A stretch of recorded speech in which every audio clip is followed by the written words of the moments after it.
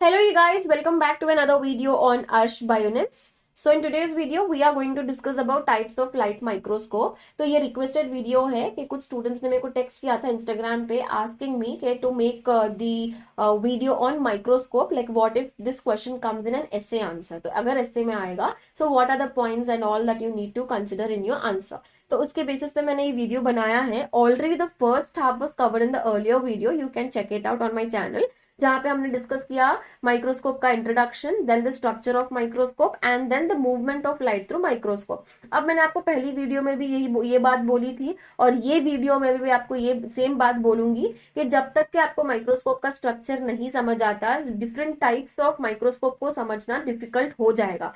So first what you have to do, understand the structure of microscope and the movement of light. क्योंकि देखो principle microscopes का same ही रहेगा, है ना. मूवमेंट ऑफ लाइट, ये कहां से कहां लाइट पास कर रही है और कैसे हमें इमेज दिख रहा है, ये आपको पता होना चाहिए. अगर ये आपको पता नहीं है then different types of light microscope आपको रट्टा मारना पड़ेगा, which I don't generally suggest. ठीक है, कॉन्सेप्ट के थ्रू अगर आप समझोगे ना, ओन से भी आंसर बना के लिख सकते हो.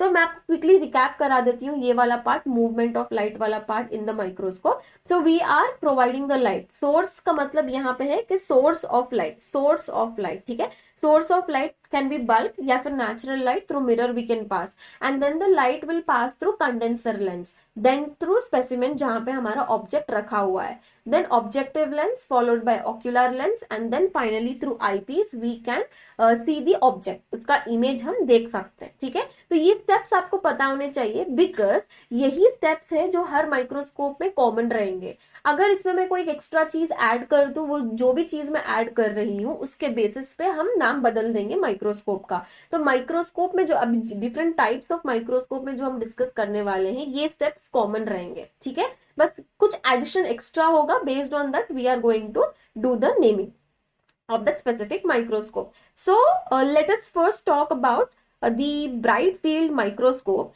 Now in this bright field microscope, as the name says bright field, तो background जो है बहुत bright रहेगा, है ना. ऑब्जेक्ट जो है वो डार्क रहेगा. तो अब जो भी हम स्टेन ऐड करते हैं ना ऑब्जेक्ट को देखने के लिए, that stain is going to stain the object, not the background. तो जो भी मैं कलर डाल रही हूँ, जो भी स्टेन डाल रही हूँ, वो ऑब्जेक्ट को स्टेन करता है, बैकग्राउंड को स्टेन नहीं करता.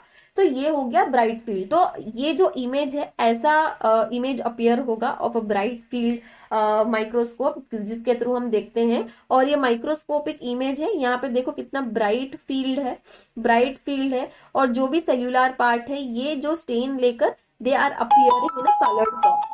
एक second, they are appearing in a coloured form. तो यहाँ पे लाइट कैसे ट्रेवल होती है, देखो हमने लाइट को पास किया. ठीक है, अब लाइट जब भी पास होगी तो वो फैल के जाएगी ना, उसमें से कुछ amount, only a little part of the light will go through a condenser lens. जितनी भी टोटल लाइट है उसमें से कुछ ही लाइट कंडेंसर लेंस उसको कैप्चर कर पाएगा. This is what I mean. तो यहाँ से जस्ट फोकस, यहाँ से हमने लाइट भेजा, लाइट कंडेंसर लेंस के पास चली गई. अब कंडेंसर लेंस क्या करेगा, जितनी भी वो लाइट ले सकता है उसको लेकर वो सारी लाइट को स्पेसिमेन के पास भेज देगा. So basically what's happening, we are giving the light to the condenser lens is taking all the light and it is trying to throw that light on the specimen. Basically वो specimen के पास अपनी light को भेज रहा है.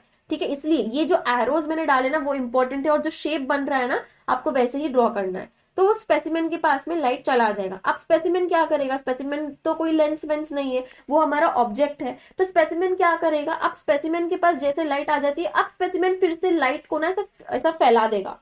ठीक है, जैसे लाइट रिफ्लेक्ट होती है ना, वैसे ही स्पेसिमेन क्या करेगा, सारी लाइट को ऐसा फैला देगा. ठीक है, उसमें से कुछ light, a little amount is taken by objective lens. समझो ये चीज को. पहले हमने क्या किया, लाइट कंडेंसर लेंस लेगी, कंडेंसर लेंस स्पेसिमेन को देगी, स्पेसिमेन क्या करेगा, ऑब्जेक्टिव लेंस के पास में वो लाइट को स्प्रेड कर देगा. उसमें से कुछ amount, a little bit of it is taken by objective lens, and then जितना भी objective lens लेगा वो ocular lens को ट्रैवल कर देगा, ट्रांसफर कर देगा. अब फिर ocular lens के थ्रू आई पीस, यहाँ पे through eyepiece we can observe the image of that particular object.